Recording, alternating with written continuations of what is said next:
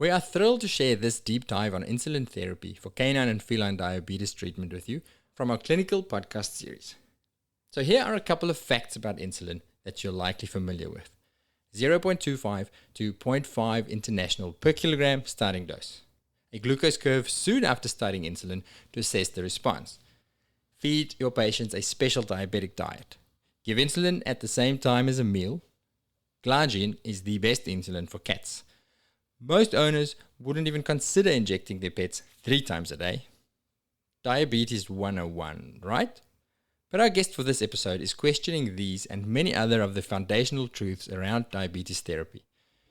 Professor David Church is an internationally recognized specialist in disorders of the endocrine system in dogs and cats, based at the Royal Veterinary College in London.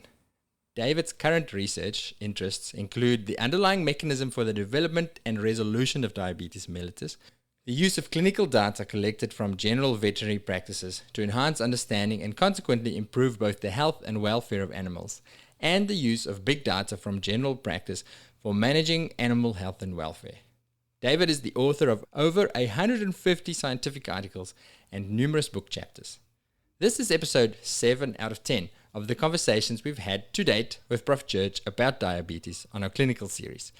From understanding the pathogenesis and the pathophys of diabetes, to the revised basics of treatment, and all the way to a super simple treatment protocol for the very sick DKA patient. Go and check it out, along with another 150 plus clinical episodes at vvn.supercast.com, the easiest way to reboot your clinical knowledge without spending your precious time staring at screens or books. And check out the show notes for this episode at thevetworld.com for a summary of all the important bits from this episode.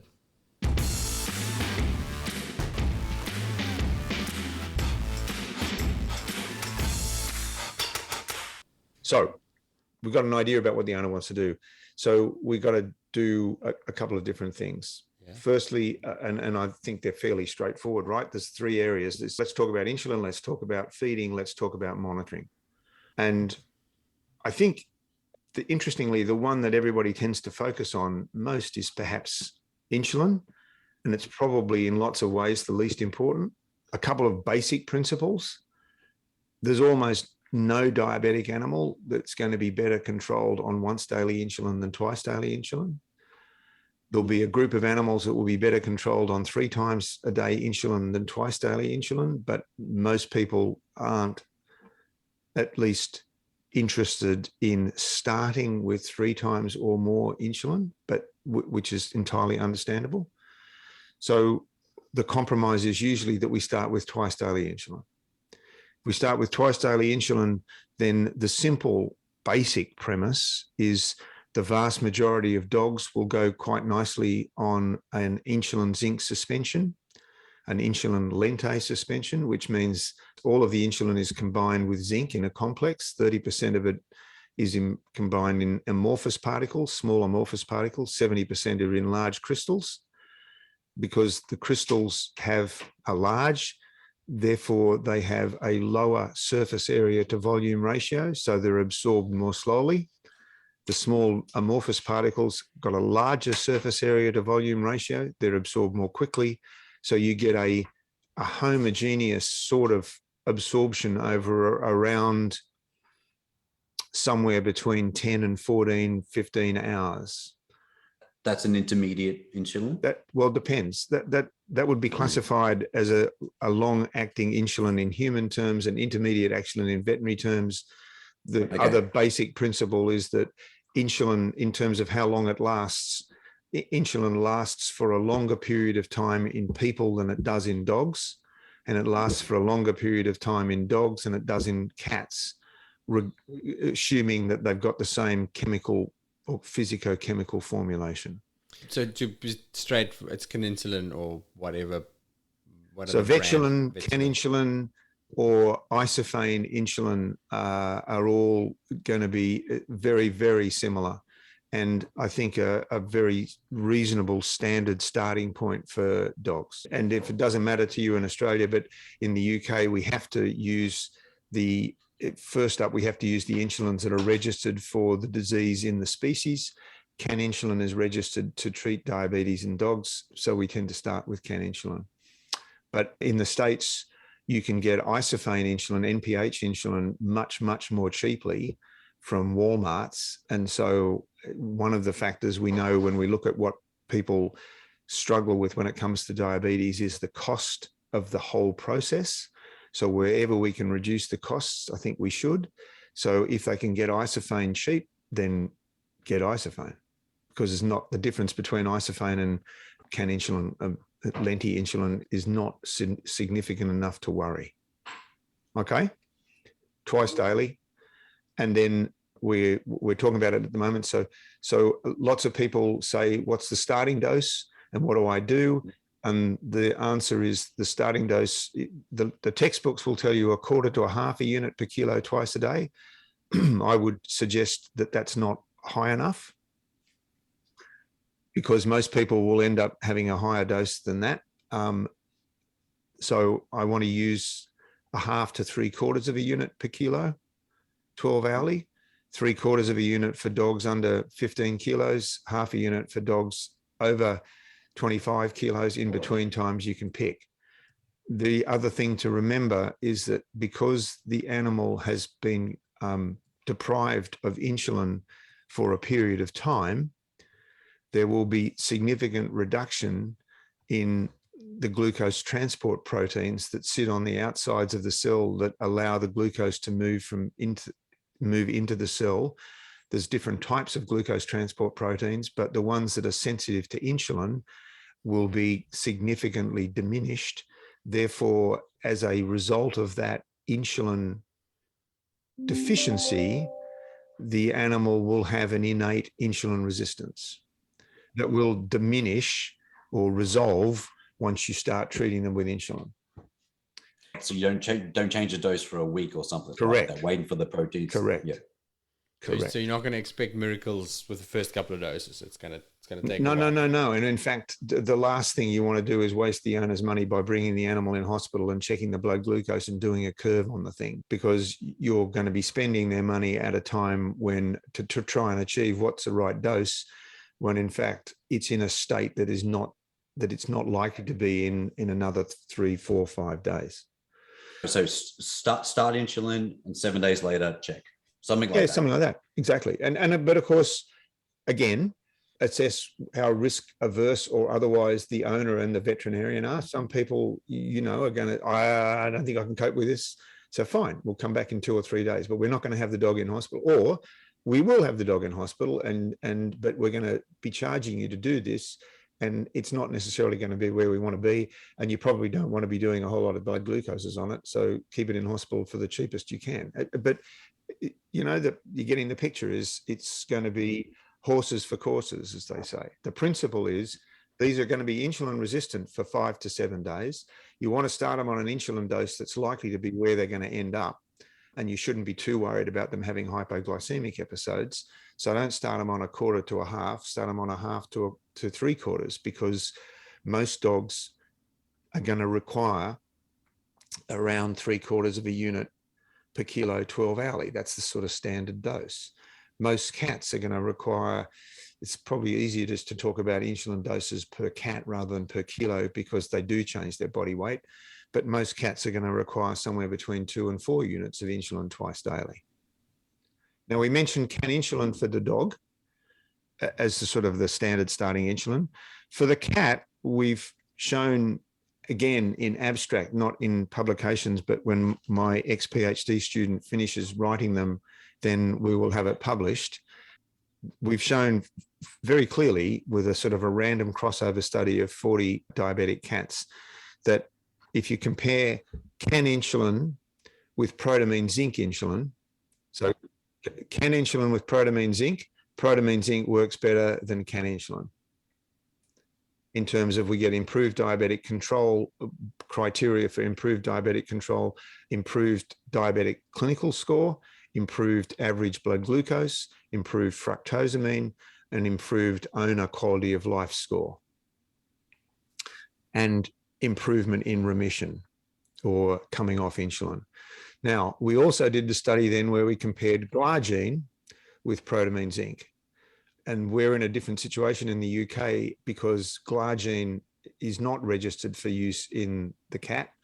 Protamine zinc is, as it is in the United States, as it is in continental Europe, where Glargine isn't. And when we compared protamine zinc and Glargine, they were identical.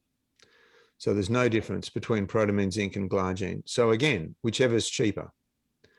The advantage we have here is that, and I think you will have in Australia in the not too distant future, I'm sure, is that the protamine zinc comes as 40 units per mil. The Glargine comes as 100 units per mil. So it's a little easier to get 3 units or 4 units per cat, 2 units per cat than it with a 40 unit per mil product than it is with a 100 mil product. I know that Jackie and her acolytes have all been pushing Glargine for a very long time, and they're almost, I won't say evangelical, but perhaps close. It's a better insulin than can insulin for cats. It's not a better insulin than protamine zinc for cats, but whatever one works for you. But I definitely think one of those longer acting insulins is going to be what you want. We do use on animals where it seems that insulin is really not acting very long for long enough. So they're not acting for around 12 hours. We have some other insulins that we use. Perhaps the insulin that is most commonly reached for then is detamere insulin. Insulin detamere is different from the others because it actually binds to albumin in the plasma. So you tend to use less of it. So when you change from protamine zinc to or can insulin to protamine zinc, or you move them around there, can insulin to isophane, you don't normally change. I don't say that you change the dose.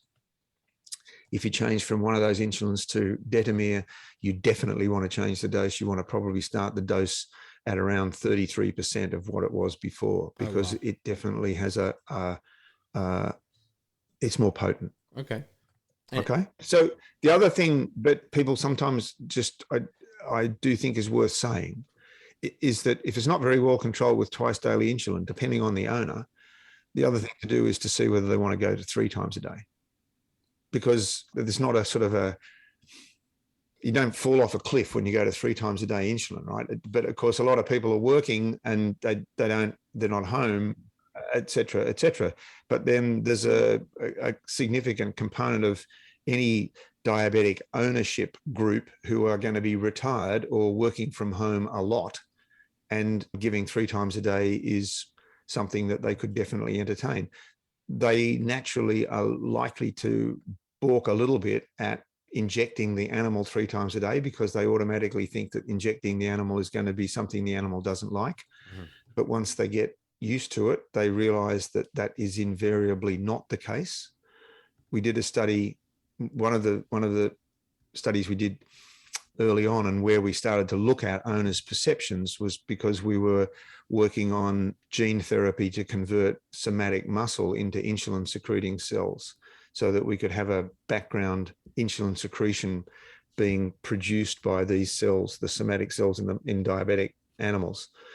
And one of the justifications for doing that was because we thought, well, owners don't like injecting their diabetics. So we did a couple of questionnaires of diabetic owners about how much they did or didn't like injecting their animals. And the results were really conclusive, which no one really gave a shit.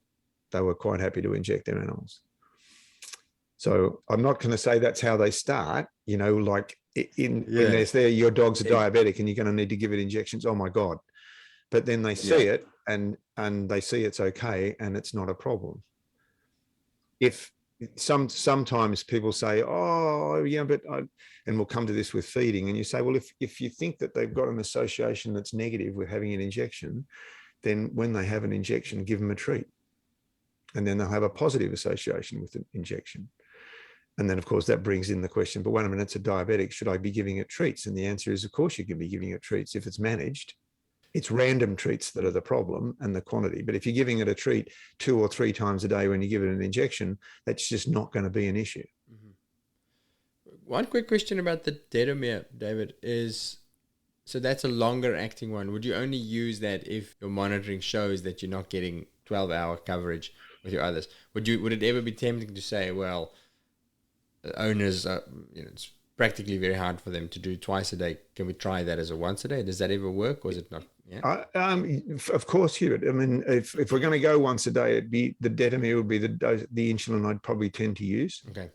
Is that cat specifically, or could you use it in dogs? No, you can do it in dogs as well. Okay. In fact, we'd use it more in dogs than we would in cats. Okay. The problem, of course, always with an insulin like that is the next point that we're going to discuss, which is what you've got is a sort of a background insulin that sort of just goes along like that. It goes up a bit and then stays like that, which of course is fine, except what do you do about the meals? Yeah, gotcha.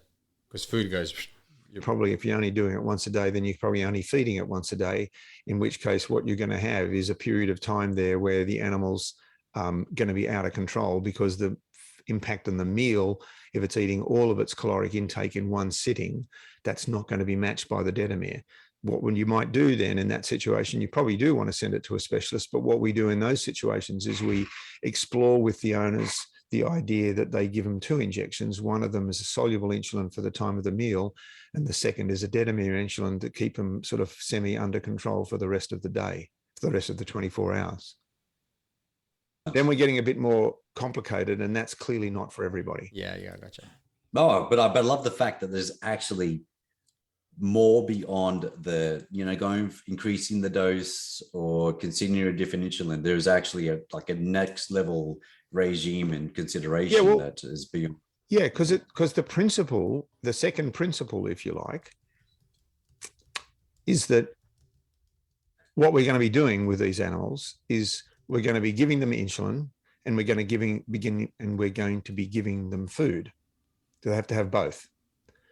So the second principle is what we want to try and do is match the effect of the insulin and the effect of the meal, such as that we minimize the fluctuations in blood glucose, because the insulin is going to lower the glucose, the meal is going to raise the blood glucose. So what we want to do is try and have the glucose lowering effect of the insulin occurring at the same time as the glucose raising effect of the meal, so that we can keep that under control. Got it? Right. So now I want you to think about back when you were 6 or 7 or 5 or something.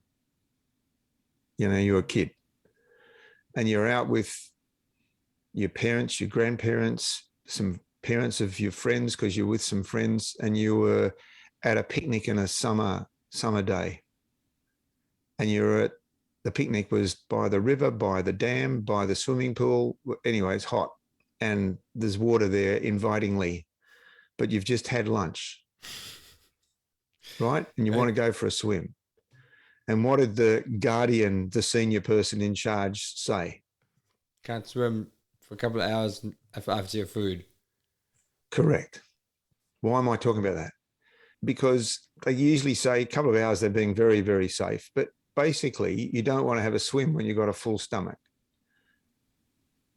Now, you guys are too young to have ever done a barium meal, but I used to do barium meals. And if you do a barium meal, you know that the stomach starts emptying in about 5 minutes after the food's in it, and the vast majority of it's gone in about 45 minutes.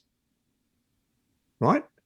So in other words, the glucose raising effect of the meal is going to start almost as soon as you give the food, and most of it will be over by about an hour to an hour and a half after the meal was given. Okay. So it's correct? It's quite a spike, yep. Yeah, it's a pretty good spike. Do you want to time the maximum effect of the insulin with the meals induced hypoglycemia?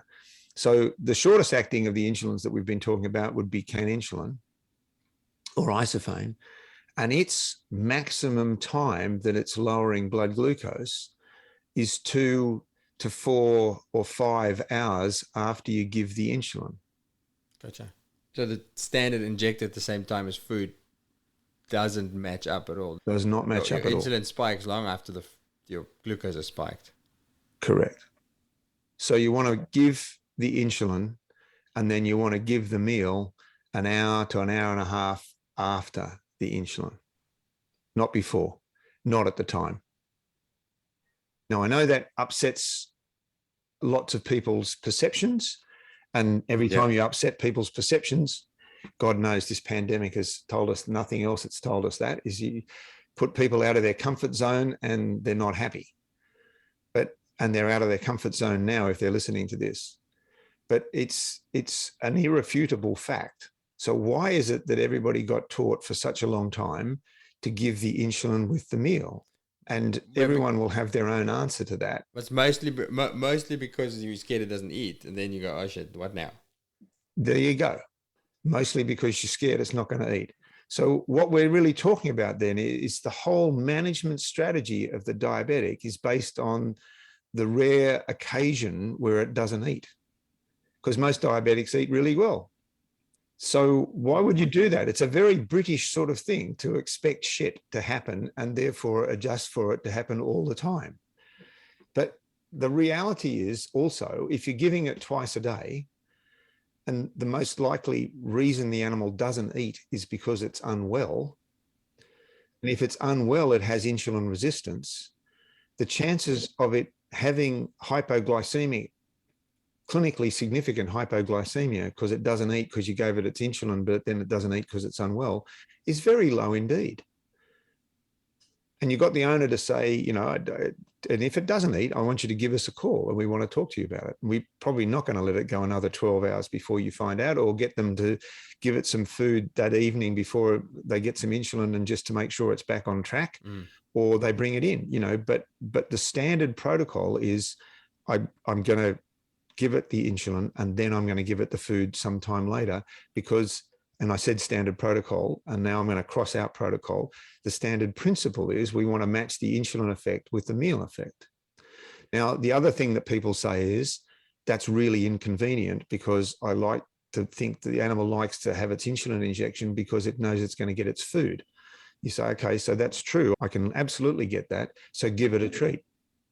So now it's going to be happy it gets a treat, might even be more attracted to a treat than it is to its meal. And then they're going to say, but I've got no time. You know, I've got to get up in the morning and I've got to give the dog its insulin, give it its food, and I've got to leave. That's how my day goes. Now, if that's what happens for them, then that's what happens for them. And you can't postpone the meal and the insulin. You can't do it for everybody. As we say, it's got to work for the owner. But most people get up and do some stuff and then leave. And most people get up, maybe have a cup of tea, have a shower, whatever, then have some breakfast and then leave. Well, they get up, they're making their cup of tea, they give the dog the insulin, or the cat the insulin and the treat, and they give the cat the food or the dog the food when they're walking out the door or whenever it happens to be. Or they can't do it, in which case you say, okay, well, you can't do this one. We can't manage this one. We're going to accept that we probably won't have quite as good a control, all other things being equal, as we could. If you liked that episode and you want to keep learning about diabetes, along with more than 60 hours and counting of the kind of clinical content that will make a genuine difference in how you treat your patients and how you feel about work, go to vvn.supercast.com for your free 2-week trial. Seriously, you're missing out.